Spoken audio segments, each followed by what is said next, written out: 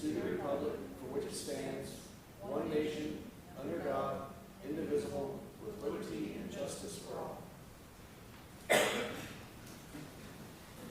Roll call.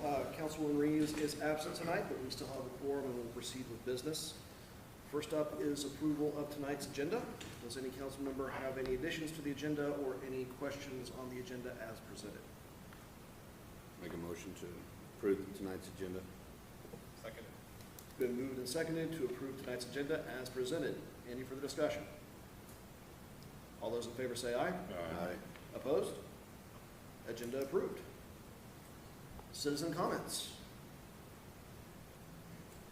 I think everyone here is on the agenda for tonight, so hearing no citizen comments, we will proceed with the consent agenda, which includes our minutes from our November 4th meeting and appropriations ordinance 1280.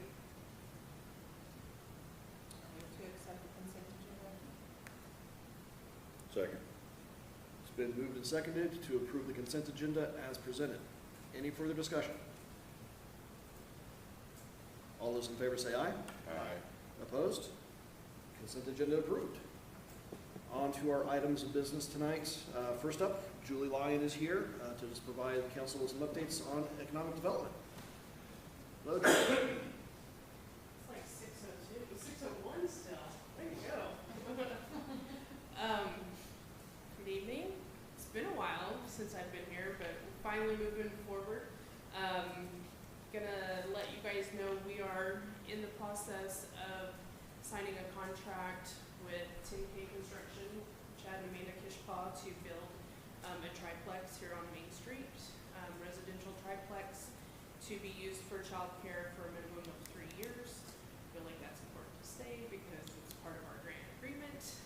After the 3-year period, then it will ideally still be used for childcare, but if they are not all full, they can be rented as residential units. So that's part of the sustainability plan of having these things here. So we just met with Christy and Stacy to kind of go over some of the things. We'll be completing deed transfers and surveys. I don't know when the survey will be, but we'll be making all those phone calls this week and should have a contract that is signable before the end of this week. So we will be able to move forward. Was going to answer any questions that you may have. We'll be working on the funding piece. You guys have committed $20,000 to that, and finding out a timeline with my board, you know, when we're going to need that, and if we keep kind of hold that towards the end, or if we're going to need it sooner rather than later. So other than that, answer any questions that you might have on the process. This will be right here north of the Senior Center and catty corner from the Media Center. So What kind of timeline are you looking at from start to finish? Ideally, we'll be done by the end of June.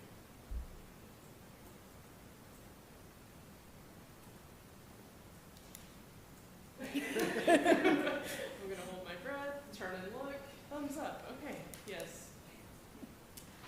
I did bring, this is not what it's gonna, similar, not exact. When I first got it and showed my board, I was like, but these are very expensive windows, so we won't have these steel black windows, and it's not gonna be brick. And we are going to change the roof line of this middle porch so it's a little bigger than the other two. So it should tie in well with what is already existing on Main Street and be of quality. You know, we've had conversation with my board as far as every funeral that goes through here, every bus that goes through here, every tour that goes through here is going to be going past this. We really want it to look nice and fit in with what's already existing. So. And I'm sure we've already looked at this. No zoning concerns. It's already zoned properly to put this in at that location. Figured as much. Just check.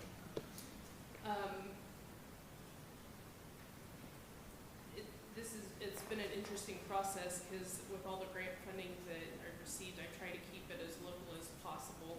And so with Chad's bid, and we did ask for them, like, if you have any suggestions of how to make this more affordable or more,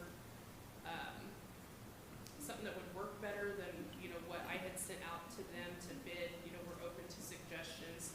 And with this bid, we're able to not only build this, but have leftover money, for concrete, so we'll be able to, do some additional sidewalks and stuff. So there might be some conversations later, because I know you guys got sidewalk money, and, you know, if we can stretch those dollars or need to adjust things, it's better for everybody. So, thankful to get this bid and be able to be at the point where we can move forward. Just kind of going to do a general update, answer any questions if you guys have them. Council, other questions for Julie? Or Chad or Amanda, since they're here. Just excited to hear about the full progress. It's exciting for the community. I'll be better when we have signed everything and we're started actually like moving dirt. That's really exciting. We have talked about, I need to get with Grant, because we have a camera up in the conference room at the media center, and we talked about doing some sort of like live stream or like, you know, time lapse thing of construction, you know, over the next time period or whatever. So one of the cool things that I think Greensburg can offer that a lot of other places can't. So anyway, as far as the funding, we'll just get with Stacy or Matt or somebody, you know, when we're ready to transfer those funds over. But I want to make sure that we have a good plan in place, and we still need everything, you know, that we have and have allocated for the project, but should be able to move forward. Any other questions? Do we have any other economic development activities going on besides this? I do. And I mean, if you're at liberal, if you Yeah. can say. So with the grant funds that I was allocated, we're going to be looking at doing a budget amendment, because we've already added substantially more childcare to the county than I think they expected us to. And so they've kind of said, we know you guys are working on it, do what you need.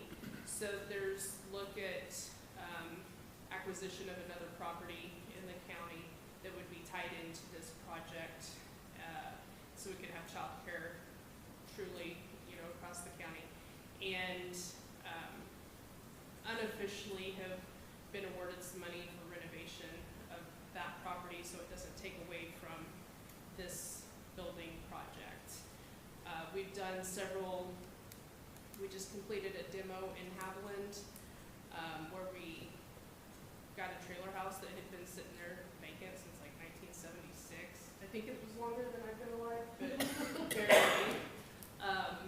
And we're able to not only get the taxes caught up that were unpaid, but get the property cleaned up, and then like they've cleaned it up since then and painted and put a fire pit out and all of that stuff. We did a program for new construction in Haviland. Yeah, there's other activity than just childcare.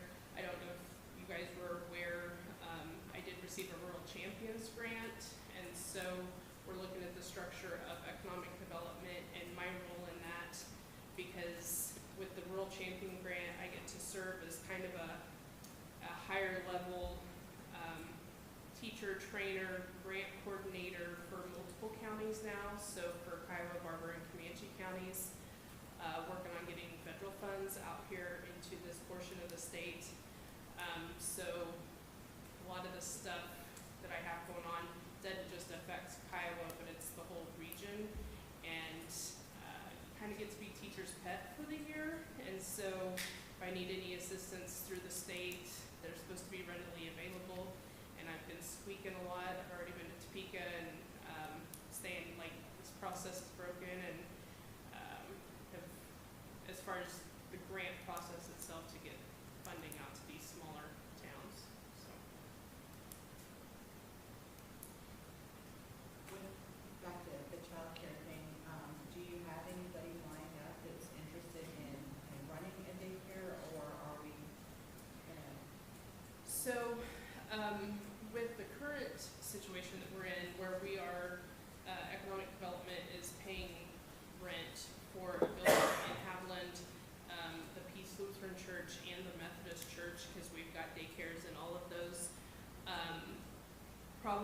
two here in the churches for the time being, like unless something changes for taxation purposes, are gonna have to move. We've already met with the,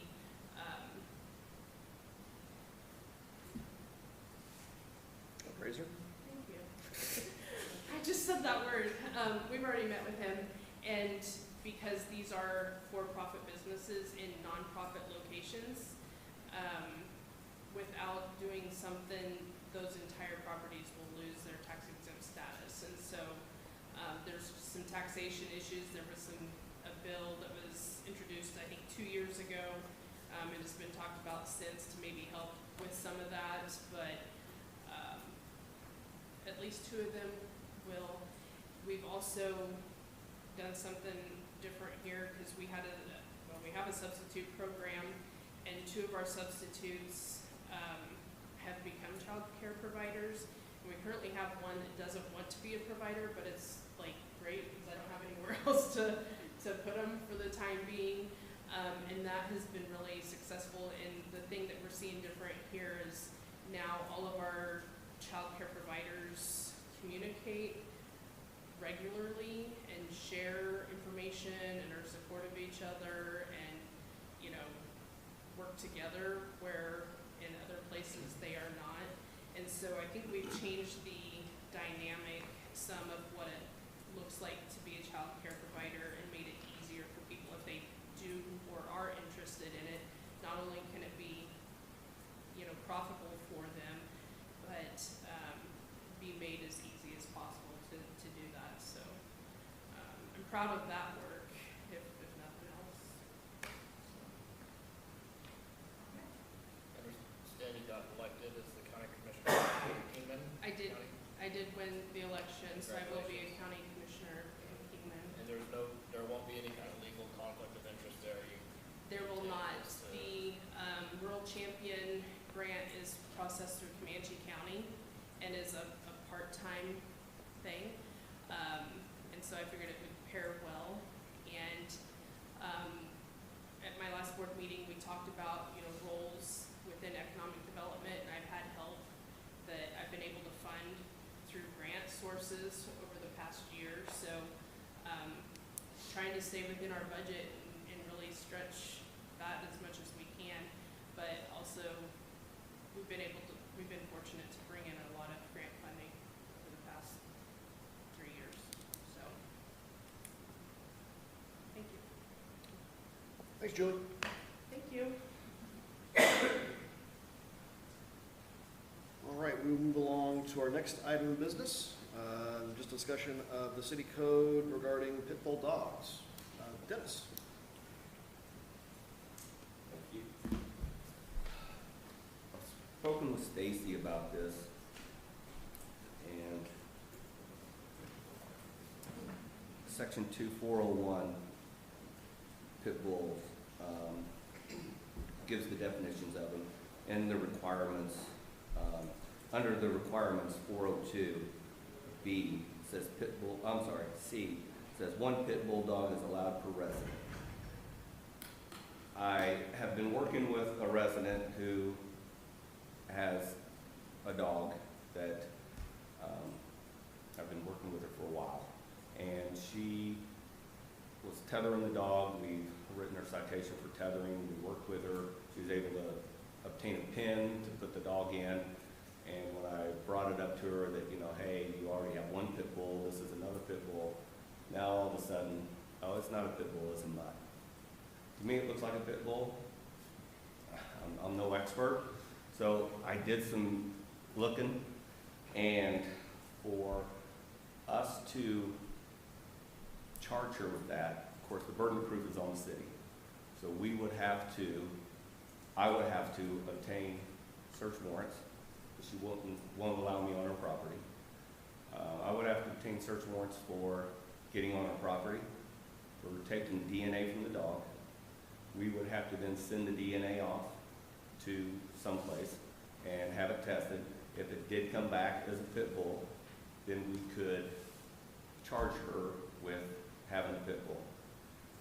And I've spoken with Clayton Krebs about this, and I don't want to speak for him, but he kind of agreed with me of if she took it to court, we would then have to pay the person who DNA tested this dog, this DNA. We would have to bring them to court. We would have to, wherever the DNA is sent, California or wherever, we would have to pay for her to come to court. The fine amount on this charge is $100 to $1,000. We could easily surpass that. So if we, my concern about this is the enforcement.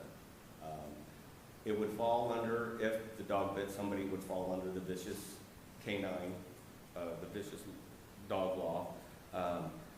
And so that's why I wanted to come to you.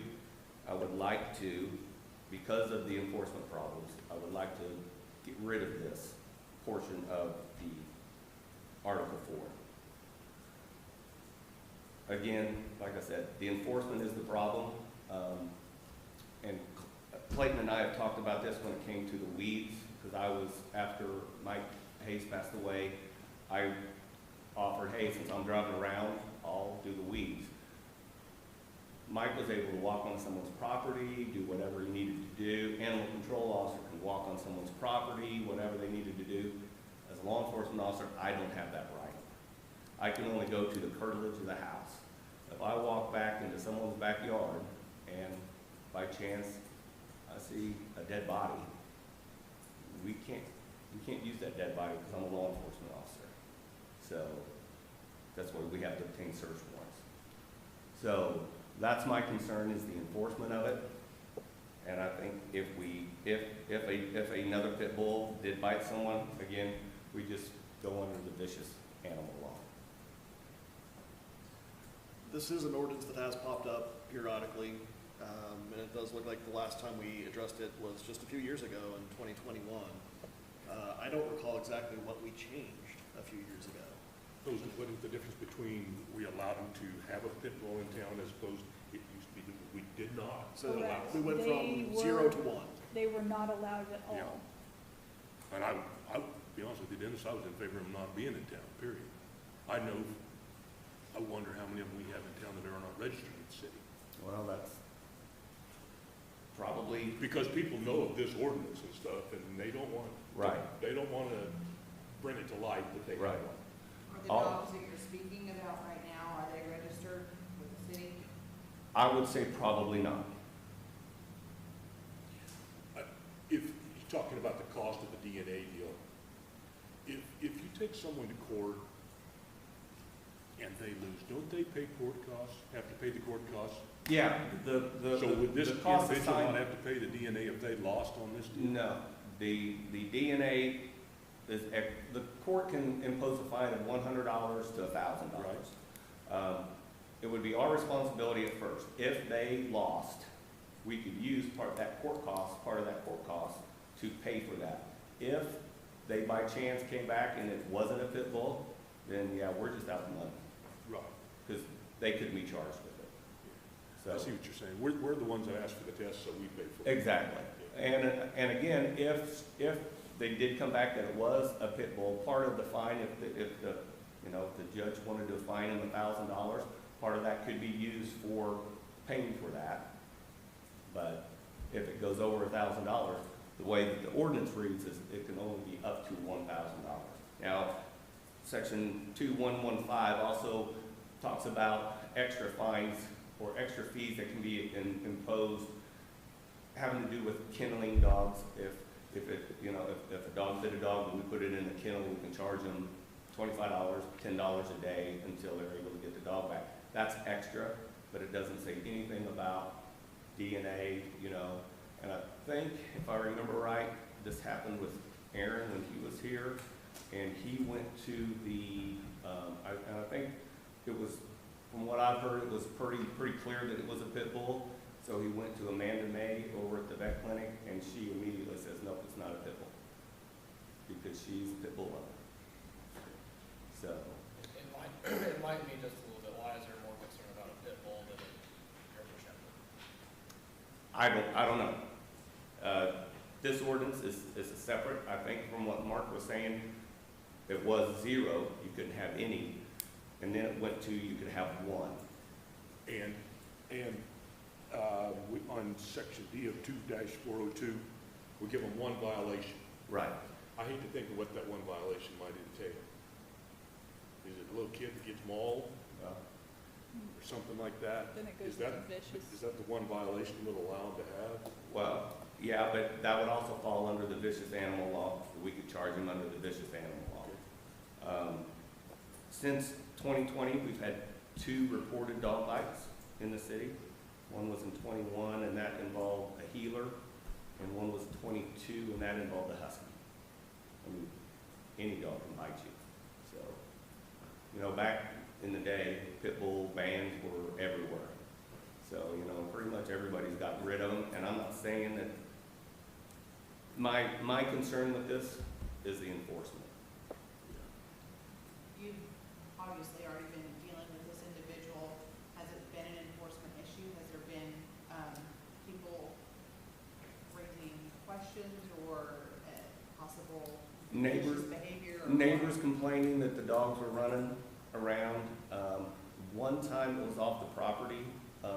They were able to get it right back on the property pretty quickly.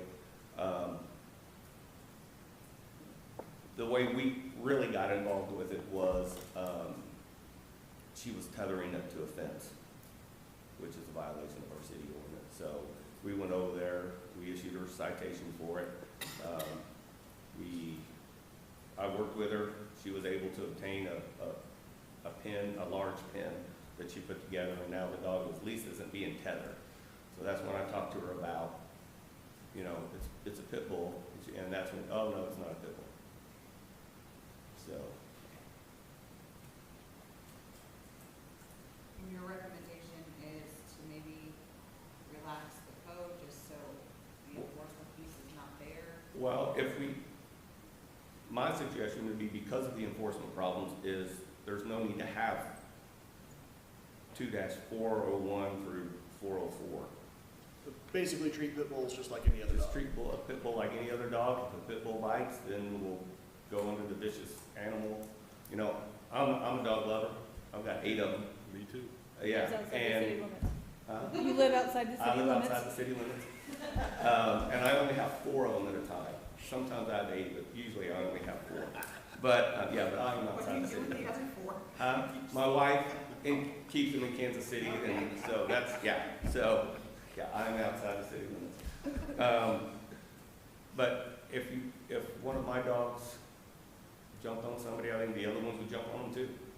So I don't think it's only a pit bull. Pit bull got a bad name, you know. Everybody, you know, Michael Vick kind of ruined it for everybody. So, but again, like Wayne said, a German Shepherd, 2 German Shepherds could do the same thing. I don't disagree with that. Yeah. So. I don't disagree with that.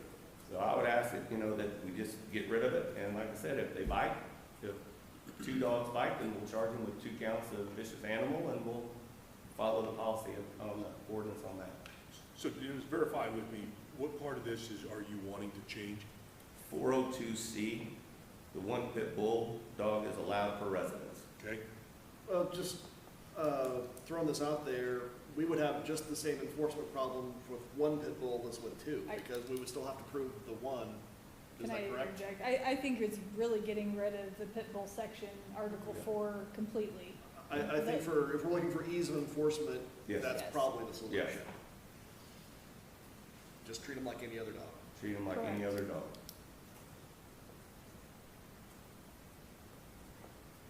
And by doing this, we're not bending this around to fit this situation or anything. No, because that's- no. I don't want to start changing stuff to, Just for 1 person, no. yeah. No. that's- Okay. Again, my problem is the enforcement, whether it's this person or someone else. So this person has 2 dogs right now. They have 2 dogs.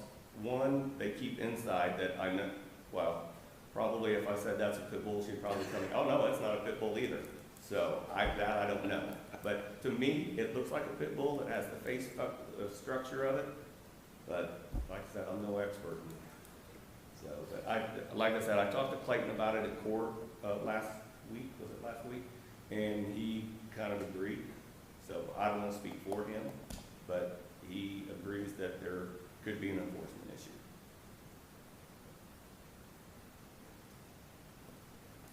Well, just throwing the idea out there, would council be open to getting rid of those sections of our city code and again, just kind of moving to treating pit bulls as any other dog and, you know, subject to the same rules as any other breed of dog? Dog's a dog, they can bite. I know pit bulls have a bad rap, maybe they can bite harder, maybe they can't, but if you're talking a 30-pound kid, any dog that's more than 30 pounds could do considerable amount of damage. So I'd say we just treat them all the same. Have you seen those cane corso dogs? Those things, cane corso, they're like this tall, they're huge. So if someone had 2 of those, it would be okay, and I'm sure they could probably do just as much damage. Oh, I'm So- sure. Well, any dog could. Any dog could, yeah, exactly. You know, you don't, you look at a dog, say a dog, the size of my dog, you don't think he could do much damage. Right. Well, make him mad and let him get a hold of you, you know? Oh, yeah, They got so much pressure that you can't imagine. right. If this is not gonna tweak this to fit this situation, it's gonna make it easier for him to enforce, then, Codes and ordinances are only good if they're enforceable, They're not. and if they're not, they're, you know, they're just words on a page, basically. Well, they're only good if they're enforceable and they serve a purpose. And I would even challenge whether or not qualifying pit bulls out from other breeds of dogs really is protecting our community any more than Right. anything. So, are these 2 dogs registered? Well, that's our next step, so. That is easier to enforce. Yeah, oh yeah, that's a lot Tell you- easier to I mean, would enforce. that tell you what you need to know? Oh, yeah, no, I can go to them and say, hey, you know, your dogs, I tell them whenever I don't just go to people's houses and say, hey, are your dogs, you know, we do that in, when does she go over there? What month is that, February? Selena goes over to Oh, yeah. Amanda's, yeah, we do the registration and they, you know, they can check them and stuff like that. We haven't got this far with these people yet. I would say no, they're probably not registered. So that will be my next talk with her, that they have to be registered, and if she doesn't register them, we'll issue a citation, and she'll either register them or she'll get rid of them. But as of right now, she couldn't register both of them because Yeah. you currently have a ban Ban on that on one of too. them. So Well, she that's- has to prove. but you can just register it as Exactly. something else. Yeah. Exactly. Yeah, all she has to do is say it's a lab. Sure. Yeah, so, And why would I register a mutt? exactly. You So, know, if yeah, that's what she's saying. right. Well, council, consensus that I think I'm hearing is that we are comfortable with maybe doing away with a specific pit bull ordinance and just treating them as any other dog as we would any other dog here in Greensburg. Is that correct, or are there objections to that? Sounds good. So I think, That will take an ordinance yeah, to repeal that section, so we wanted to have this discussion tonight before presenting anything to take official action, so that'll be on the next agenda then. We'll prepare an ordinance to rescind this section of the code if that's your desire. sounds like that's a consensus, so we'll have that ordinance for consideration at a future meeting. Thanks for Thank you. talking us through it. It's a new one for me too, so. You carry treats in your pocket when you go to these places? No, I don't want them all over me either, so. I'm very, I told Stacy, I tell people say, oh, well, my dog won't bite you. Your dog won't bite you. You don't know what your dog will do to me, so. Hey, I'm guilty of telling people that, yeah. I've pulled up to your house and started to get out, and your dog is very protective, doesn't leave your property, very protective. But if he's barking at you and wagging his tail, Well, I know, No. You gotta look at both sides. what he You gotta look at both wants things. you to come in, he can't get out to the street, he Right. wants you to come Yeah, in there. I know, so, yeah, Actually, he's baiting you up, is what he's doing. trying to get me in. Thanks, Dennis. Thanks. All right, we'll move along to our next item of business, and that is a resolution authorizing an application for KHRC's Moderate Income Housing Grant. Yes, as we've discussed in the last meeting, I'm working on an application to this program, and that's due the end of this week. One of the things that's required is a resolution of support to be adopted by the governing body. We've done this each time that we have applied to this program. So that is included for your consideration here in the packet. Council, questions on the resolution or just on the overall MIH application? This is just some housekeeping that went along with our decision last meeting, was it not? It's just officially authorizing the city to apply for the grant. I'd make a motion to submit the resolution as presented. Second. It's been moved and seconded to approve resolution 2024-07, authorizing the city to apply for the MIH grant. Any further discussion? All those in favor say aye. Aye. Opposed? Motion carried. Resolution approved. All right, last item of business tonight, just review buying a snowplow for the new truck we just bought. Correct. The Public Works Department would like to purchase a snowplow to be mounted onto the front of that pickup.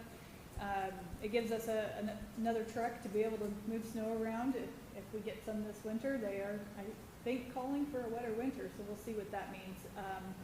But it would give us just one more vehicle to be able to move snow around and get the streets and parking spots on Main Street clear, things like that. So we did get 2 quotes for the same 8-foot snowplow, and that includes all the mounting hardware and labor and installation to put that on the pickup. You'll see one from Kansas Truck and Equipment for $9,564, and the other from Master Tech Truck and Equipment for $12,791. We do have plenty of funds in the equipment reserve to be able to handle this purchase. That current balance is about $180,000. Are these apples to apples, or did one have more bells and whistles? I'm pretty sure they are apples to apples. Other than one has a joystick controller, and I believe the cheaper quote is a remote, Okay. handheld remote. Did Danny make the calls on this? Yes. Did he have a preference to either one? The less expensive, I think. Yeah, that's the The quote least he used. expensive. The least expensive, that was the first quote he handed me, and then I said, go get another one, so. Well, that's another thing. You know, the least expensive, I hope we don't have to use it very much. I hate to spend a ton of money, is what I'm Right. saying, for Yeah. something that might sit there for a year and never use it. Well, and I talked to Danny briefly on this, about the controller over the joystick, benefits, pros, cons, whatever. You know, if you're doing it every day, for real wet winters, I would that want the joystick's gonna be controller, more easy. But if it's a few times a winter, you don't have that mounted in your truck at all times in the center. If we were in the upper peninsula of Michigan, we might want the joystick, but Yeah. here, maybe not. When we get That's- snow and that's the then first thing they it's put in 50 up degrees there. the next day, you know, it's okay. Yeah.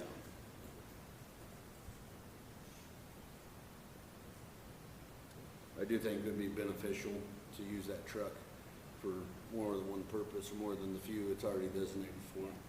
I like that idea. We have the 2 dump trucks that have blades, and then we use the skid steer and the backhoe, but those 2 things are really not made for snow removal. We don't have a plow attachment on the skid steer, we just use the bucket. And they work fine, like downtown and scooping around the planter boxes and stuff, but it would be nice to have something. They're good for clearing intersections. Right. I'd make a motion to accept the quote from Kansas Truck and Equipment. Second. It's been moved and seconded to approve the quote from Kansas Truck and Equipment for a snowplow for our new truck. Any further discussion? All those in favor say aye. Aye. Opposed? Motion carried. I hope by purchasing this means that maybe it will not. No snow. snow. It's like watering your lawn to ensure it rains Yeah. type of thing. Yes, or washing your vehicle, Yeah. you know. Buying insurance, basically. Yeah.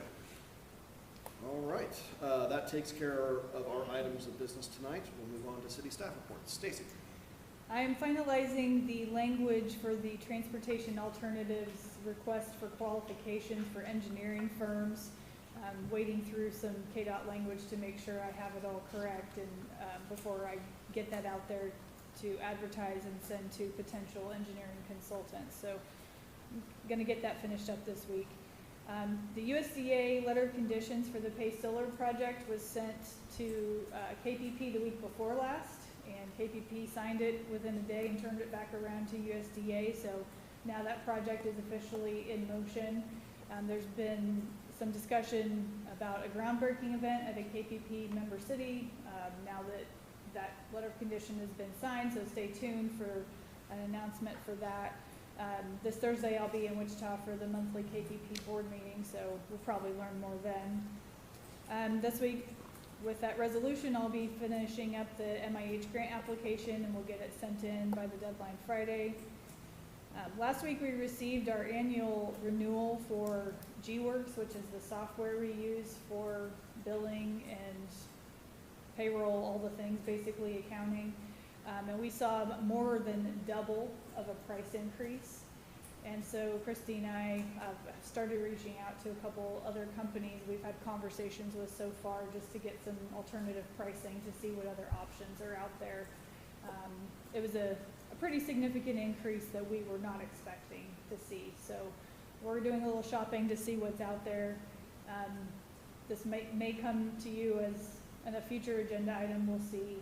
It would be a very significant move and change for us, but we'll see what the price tags come from some other companies. It may just be one of those things that unfortunately is the cost of doing business nowadays, but it was a very significant increase when we received that invoice. And all their cities got the Oh, same. yeah, needless to say, the city clerk listserv, email listserv blew up that day when people started receiving their renewal notices. So we are not alone. It was across the board for all of their customers. So we'll see what happens with that. But it's been a little frustrating. We didn't get all the options for employee health benefits. I had mentioned that we probably have that on the agenda for tonight, but we're still waiting on one quote from Blue Cross to take a look at before making that decision. So we have moved that to the next agenda, and Rhonda Fernandez plans to be here for the next meeting to discuss those options. And as you're probably well aware, and we're discussing a little bit earlier, that on Saturday, November 30th, is state football here for 6-man, 8-man Division 1 and 2. And I think it's a great opportunity not just for our school to be hosting at our school facilities, but also for our community. I think it's going to have a tremendous impact. And tourism, the tourism board, and Heather, Chief Dennis, and others, we've all tried to make ourselves available to help and do some things to roll out the red carpet for our community. So if you're interested in volunteering to help, I think there's still some opportunities available. So contact Travis Powell at the school if you're interested. That's what I've got. Questions for Stacy?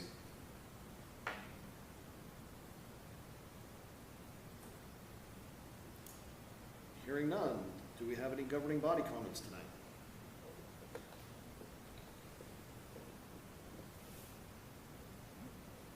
Hearing none of those, that brings us to the end of our agenda tonight, so we will adjourn the meeting. Thanks for your time, everybody.